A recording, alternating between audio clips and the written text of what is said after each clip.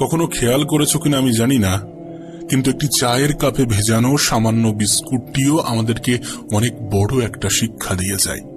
আমাদেরকে বুঝিয়ে দিয়ে যায় যে কারোর প্রতি বেশি ডুবলে নিজেকেও ভেঙে পড়তে হবে। জানো, জীবনের বেশিরভাগ ক্ষেত্রে সবসময় চুপ থাকাটা কেন বেশি প্রয়োজন? নিজের মূল্য বোঝাতে চুপ থাকাটা কেন বেশি প্রয়োজন?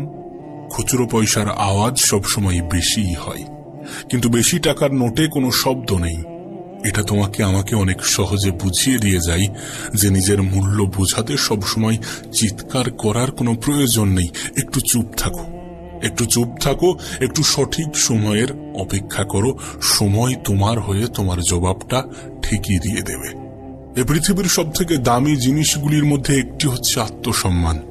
এর থেকে মূল্যবান এ পৃথিবীতে খুব কম জিনিসই আছে। তাই কেউ তোমাকে একবারের জন্যও ছোট করলে তাকে চিনে রাখো এবং তার থেকে নিজের দূরত্ব একটু বজায় রাখার চেষ্টা করো। মনে রেখো, প্রশ্রয় পেলে সে একই ভুল বারবার করবে। কাউকে ক্ষমা করে দাও, কিন্তু দ্বিতীয়বার আঘাত দেওয়ার সুযোগ করে দিও না। না, তোমার কি মনে হয় না যে সকল মানুষের সাথে তোমার মনের খুব একটা বেশি মিল